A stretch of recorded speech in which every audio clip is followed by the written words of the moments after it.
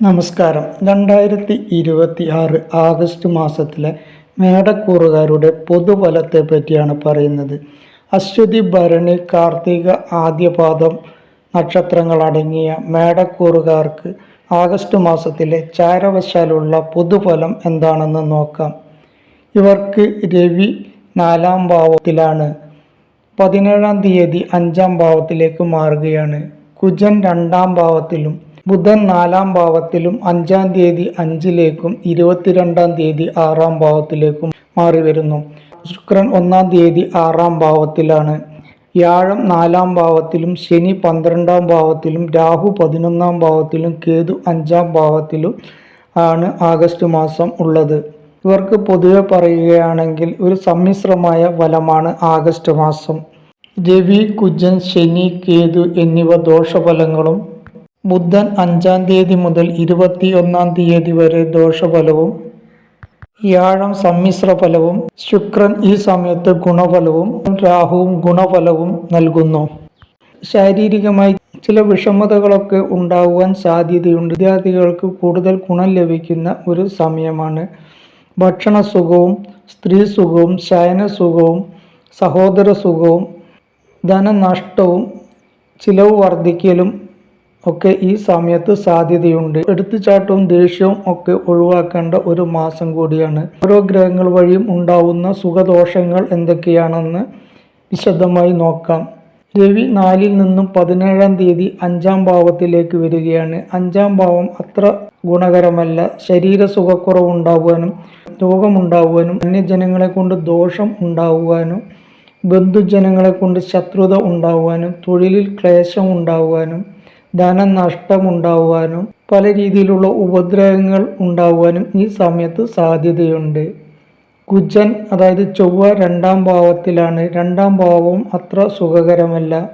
സർക്കാർ വഴി ഏതെങ്കിലും രീതിയിൽ ദോഷമുണ്ടാകുവാൻ, അല്ലെങ്കിൽ തൊഴിൽപരമായി ദോഷമല്ലെങ്കിൽ സർക്കാരിൽ നിന്ന് ലഭിക്കേണ്ട ആനുകൂല്യങ്ങൾക്ക് കാര്യവിഘ്നമോ ഉണ്ടാകുവാൻ ഈ സമയത്ത് സാധ്യതയുണ്ട്. പൊള്ളൽ ഏൽക്കുവാൻ സാധ്യതയുള്ളതുകൊണ്ട് കൂടുതൽ ശ്രദ്ധിക്കേണ്ട സമയമാണ്.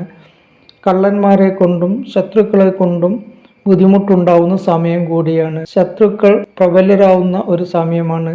ശാരീരികമായി ദോഷം ഉണ്ടാവുന്ന സമയമാണ്. മാനസിക സമ്മർദ്ദം ഉണ്ടാവുകയും ചെയ്യും. എടുത്തുചാട്ടവും ദേഷ്യവും ഒക്കെ ഈ സമയത്ത് തീർച്ചയായും ഒഴിവാക്കേണ്ടതുണ്ട്. ബുധൻ മാസാരംഭത്തിൽ 4-ൽ ആണെങ്കിലും 5-ാം തീയതി 5-ലേക്കും 22-ാം തീയതി 6-ലേക്കും വന്നു ചേരുന്നു. തുടക്കം നല്ല സമയമാണ്. വിദ്യാർത്ഥികൾക്ക് ഗുണം ഉണ്ടാകുവാനും, ഉന്നത പദവി ലഭിക്കുവാനും, ഐശ്വര്യവും ധനലാഭവും ഉണ്ടാകുവാനും സാധ്യതയുണ്ട്. എന്നാൽ 5-ാം തീയതിക്ക് ശേഷം കുടുംബകലഹം ഉണ്ടാകുവാനും, മറ്റുള്ളവരിൽ നിന്ന് ഉപദ്രവം ഉണ്ടാകുവാനും, സന്താനങ്ങളെ കൊണ്ട് ബുദ്ധിമുട്ടുണ്ടാകുവാനും, പുത്രന്മാരെ കൊണ്ട് ദോഷം ഉണ്ടാകുവാനും ഒക്കെ സാധ്യതയുണ്ട്. 22-ന് ശേഷം വീണ്ടും ഗുണകരമായി വരികയാണ്. കാര്യപ്രാപ്തിയും വിജയവും, മാനസികമായി സന്തോഷവും, തൊഴിൽ ലബ്ധിയും, തൊഴിലിൽ അംഗീകാരവും ഒക്കെ ഈ സമയത്ത് ഉണ്ടാവാം. ശുക്രൻ 6-ാം ഭാവത്തിൽ വളരെ ഗുണകരമായ അനുഭവങ്ങൾ തരുന്ന മാസമാണ്.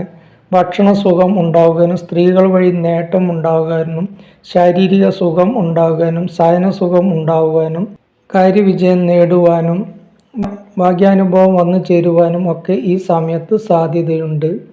വ്യാഴം അത്ര ഗുണകരമല്ല. ഒരു സമ്മിശ്ര ഫലമാണ് വ്യാഴത്തിൽ നിന്ന് ലഭിക്കുന്നത്. സഹോദരന്മാരെ കൊണ്ട് നേട്ടമുണ്ടാവുന്ന സമയമാണ്. വിദ്യാർത്ഥികൾക്ക് വിദ്യാ പുരോഗതി നേടുവാൻ പറ്റുന്ന സമയം കൂടിയാണ്. ശനി 12-ൽ അത്ര സുഖകരമല്ല. മനോദുഃഖമുണ്ടാകുവാനും, ചിലവ് വർദ്ധിക്കുവാനും, ധനനഷ്ടമുണ്ടാകുവാനും, കഠിനാധ്വാനം കൂടുവാനും, കാര്യതടസ്സം ഉണ്ടാകുവാനും ഒക്കെ ഈ സമയത്ത് സാധ്യതയുണ്ട്. എന്നാൽ രാഹു വളരെ അനുകൂലമാണ്. പല രീതിയിലുള്ള സുഖാനുഭവങ്ങൾ ഉണ്ടാകുവാൻ രാഹു 11-ൽ ഉള്ള സമയത്ത് സാധ്യതയുണ്ട്. കേതു 5 അത്ര ശുഭസ്ഥാനത്ത് അല്ല. പൊതുവെ പറഞ്ഞാൽ ഇവർക്ക് സുഖദോഷ സമ്മിശ്രമായ ഒരു സമയമാണ്.